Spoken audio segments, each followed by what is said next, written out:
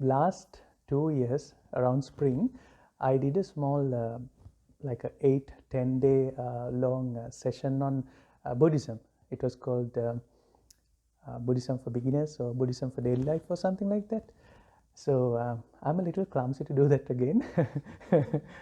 I heard that Bill Gates once said, if you want to get something done in a very smart manner, tell a clumsy person. So that's what I'm doing. So I'm going to use just like a 20 minutes of this time, plus our meditation after that, to introduce you to some of the fundamentals of Buddhism. So that's what I'm going to do today. So I know that mindfulness is a buzzword. It's everywhere. There's mindfulness-based therapy used a lot nowadays. So I wanted to tell you a bit about the Buddhist mindfulness and the knowledge in what we discuss. So knowledge, I'm sure that you have different definitions about what knowledge is. Knowledge is called in the old Pali Sanskrit language as jnana or jhana sometimes. The opposite of knowledge or ignorance is called ajnana, like typical, atypical. You put an A in front, jnana, ajnana. It's also called vidya. I'm sure that you have heard vidya when you do yoga probably. So there are two words, vidya and avidya, right? So jnana, ajnana. Now what does knowledge really means? Well, we can even brainstorm about what knowledge really is. But one thing we know is that there are different ways that we gain knowledge, right? We gain different types of knowledge. And what is knowledge? So knowledge can be something that you listen, hear, see, smell, touch. That is also part of your knowledge. You know about it. Like for example, you see the bell here. You see it and you have a knowledge that this is a bell. You can listen to the sound of it and you can smell it. It's brass, so it has a smell. You can bite it, taste it, touch it. So you gain knowledge that way. And there's also knowledge that we create based on what we have seen already. So for example, even before I told you this is a bell, you already knew this is a bell. Why? Because you have seen other bells. So we bring knowledge from our past and then we apply it to new situations. Like for example, if I ask you what is more harder here, the petals or the vase, you would say it's the vase which is harder. But you are not saying by touching it. You have probably not touched it. I don't know who kept it here, but you haven't touched it yet. But you already know because you bring knowledge from your previous experiences, right? So direct perception is part of our knowledge. Based on our direct perception, we also can come up with assumptions. A better way to, or more fancier way to say assumptions is called inferential knowledge, logical inferencing, right? In Pali language, again, it's called anumana jnana. You come to an inferential knowledge. What is inference? A is equal to B, B is equal to C, therefore A is equal to what? That's inferring, right?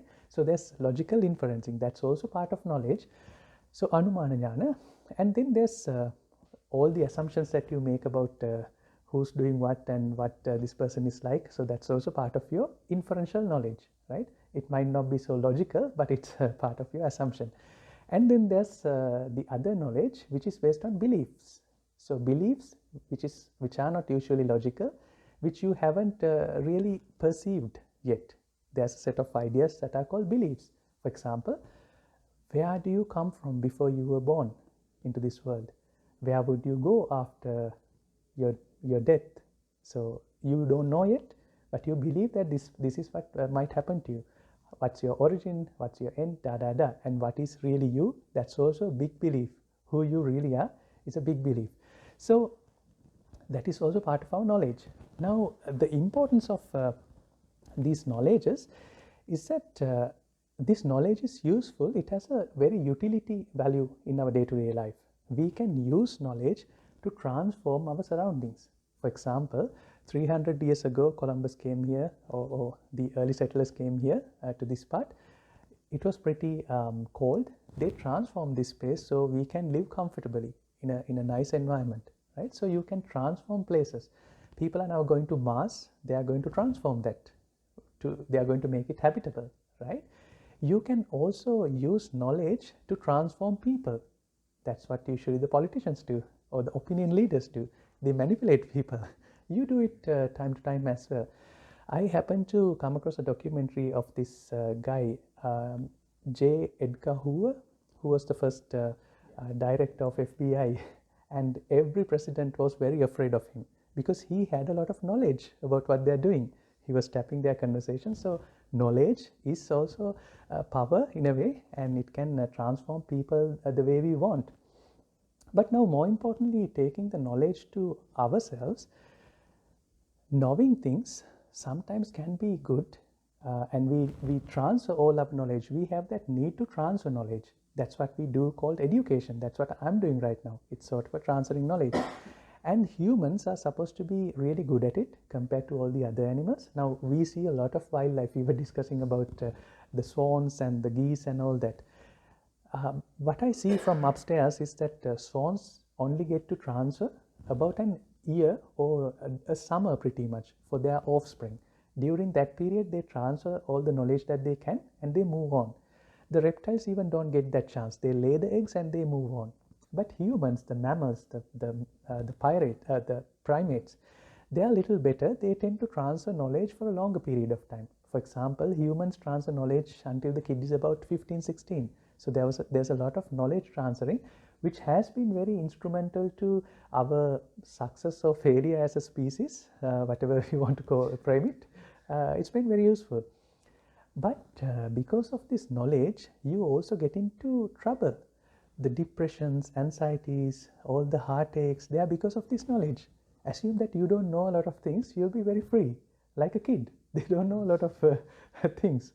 Ignorance is bliss, right? So knowledge, while it's very useful, it can be kind of problematic also. So all these Oriental philosophers, Western philosophers, they were trying to find what is the true knowledge, or what's the correct knowledge, not the wrong knowledge, what's the correct knowledge. So that exercise is called Jnana Vibhaga. Vibhaga literally means an examination or examining, right? So Jnana Vibhaga is the way that you examine your knowledge and try to filter the correct ones from the wrong assumptions, and then live a stress-free life, simply put. Now, how is mindfulness connected to all this? Now, how is mindfulness connected to all this is that during our usual meditation, you've been meditating most of you, 90% of you have been meditating for a long time now.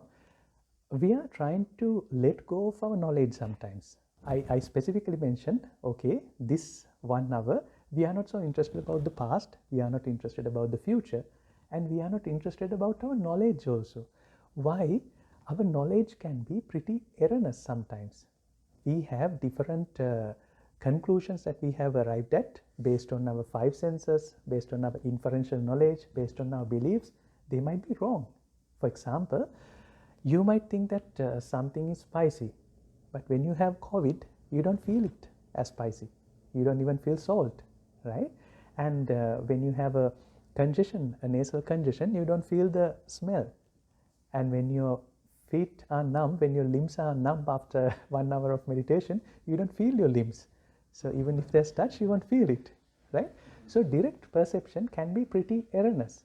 And also the equipment we have to perceive these things, the 5 faculties, they have a limited range of operation. Do you know what that means? For example, if we take a camera, it can only operate between ultraviolet to infrared. Those are the ranges of a camera.